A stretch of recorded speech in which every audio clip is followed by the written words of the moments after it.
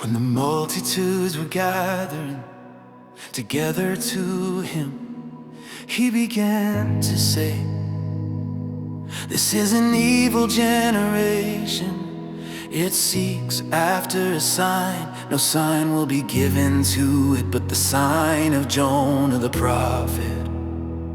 For even as Jonah became a sign to the Ninevites, so the Son of Man will also be to this generation. The Queen of the South will rise up in the judgment with the men of this generation, and will condemn them. For she came from the ends of the earth to hear the wisdom of Solomon. And behold, one greater than Solomon is here. The men of Nineveh will stand up in the judgment with this generation, and will condemn it, for they repented at the preaching of Jonah. And behold, one greater than Jonah is here. And no one, when he has lit a lamp, puts it in a cellar under a basket, but on a stand, that those who come in may see the light. The lamp of the body is the eye. Therefore, when your eye is good, your whole body is also full of light. But when it is evil, your body also is full of darkness. Therefore see whether the light that is in you isn't darkness.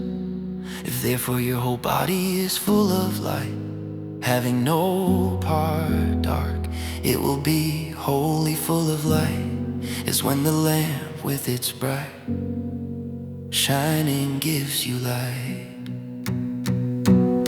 Now as he spoke, a certain Pharisee asked him to dine with him. He went in and sat at the table. When the Pharisee saw it, he marveled that he had not first washed himself before dinner.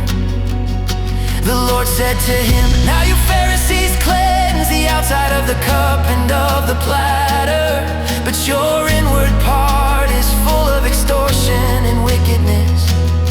You foolish ones, didn't he who made the outside make the inside also? But give for gifts to the needy those things which are within, and behold, all things will be clean to you. But woe to you Pharisees, for you tithe mint and rue and every herb, but you bypass justice and God's love. You ought to have done these, and not to have left the other undone. Woe to you Pharisees, for you love the best seats in the synagogues and the greetings in the marketplaces. Woe to you, woe to you scribes and Pharisees, hypocrites, for you are like hidden graves, and the men who walk over them don't know it." One of the lawyers answered him, "Teacher, in saying this you insult us also." He said, "Woe to you lawyers also, for you load men with burdens that are difficult to carry, and you yourselves won't even lift one finger to help carry those burdens. Woe to you, for you build the tombs of the prophets, and your fathers killed them. So you testify and consent to the works of your fathers, for they killed them, and you build their tombs.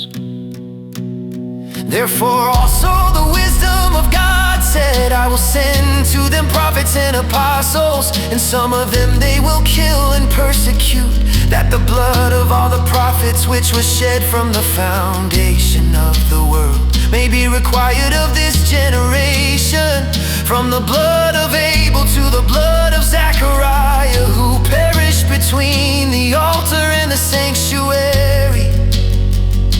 Yes, I tell you, it will be required of this generation.